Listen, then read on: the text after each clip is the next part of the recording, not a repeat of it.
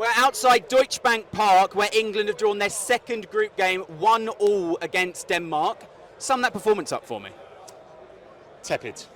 Yeah, a bit dry. It's a bit disappointing because it's the same thing that we've seen a repeat now. We've taken the lead, been in charge, and then we've sort of taken our foot off the pedal. So it's a bit, one game's fine, but two games sort of seems a bit systematic of Gareth Southgate's tactics, unfortunately. Yeah. Were you disappointed to see that we went 1-0 up and then very much let Denmark have the ball and get control of the game again? Yeah, it's just, I'd understand if we were playing in Italy, Spain or Germany. I get it, we take the lead, sit back, but against these type of teams that we're playing at the moment in the group, we should be, going 1-0 up, putting our foot down the, comfortable 2-3-0 win, and then there's no pressure on the last game. But, there's a little bit of, got a little bit more to do for the last game now. It felt like the handbrake went on a little bit, didn't it? Oh, massively, yeah. You could tell it was just a case of sat back, really deep, and there's just a few things, and it's coming from the manager, unfortunately. It's just, the players want to attack, but you can tell they're being sort of very much handbrake is up, yeah.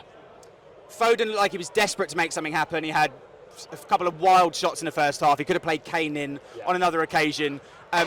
Does he get the chance to play in that position again in the third game, do you think, or do we need to do something different with him and that left wing position? I think Foden was actually one of the better attacking players. He had his strike, hit the post. He was coming in quite central, which gives us an imbalance because he comes in central, he doesn't want to stay on the left. I would like to see, but Gareth isn't brave enough, I don't think, is Foden in the middle, Jude up top, because that's where he plays for Real Madrid. Give him a free role, give it a go for the last game against Slovenia, see if it brings a bit more balance, and then that way, Saka on the right, someone else on the left. Anyone else. Someone else. Yeah. Where's Kane playing in that formation? Because he was obviously the man that made way for Ollie Watkins in the second half. A lot of people might question taking your record goal scorer, your talisman, your captain off the pitch when we need a goal. What did you make of that? If we need a goal, we can bring him on. Just to see how it works. I don't think we're going to struggle against Slovenia. Yes, correct. Yeah, Slovenia in the last game. Been a long day. It's been a very long day. So why not try it? Listen, he won't try it out. In which case, it's a tough one to say because he's not bold enough to do, I think, what a lot of England fans want to do is the problem. So he'll keep Kane up top. I think he'll pretty much keep it the same. Maybe, and unfortunately, Trent, who I don't think is fair, he's going to be made a scapegoat, probably drop him and put Conor Gallagher in, which I don't think is the right thing to do. But do you know what I want? I want England to play football. Yeah. And they didn't play football today. And I'm a massive Foden is an amazing left footer, and Kane is an amazing striker. But you know what? As a team, there's no coherence. It does smell a little bit of Southgate trying to give the fans what he wants in potentially his last major tournament. Do you see him sticking around beyond this tournament? If he wins it, then he has to stay because no one else has done it.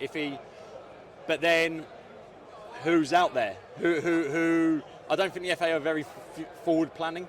So it's very much okay. We'll get rid of Southgate, but then who are we going for? I mean, I said earlier on to the guys, keep Southgate for a year, sack him, go all out for Pep, but that will never happen. It's ambitious. It's ambitious. Very ambitious. But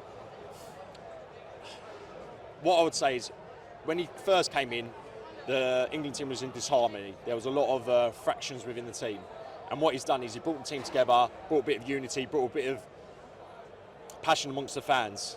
But it only gets you so far, and now you need tactics. And unfortunately, he's got tactics. They're just a bit too negative for the quality of players we have, is the way I'd put it politely for Gareth, yeah. Unlike our friend a minute ago. Exactly, Okay, one change that you could make to the starting lineup for the third game that you think would make a positive impact? Adam Wharton. Wharton in? Yeah. Natural left footer, so then you've got a left and right footer in the middle. Based on what he's done, he plays forwards, plays positively.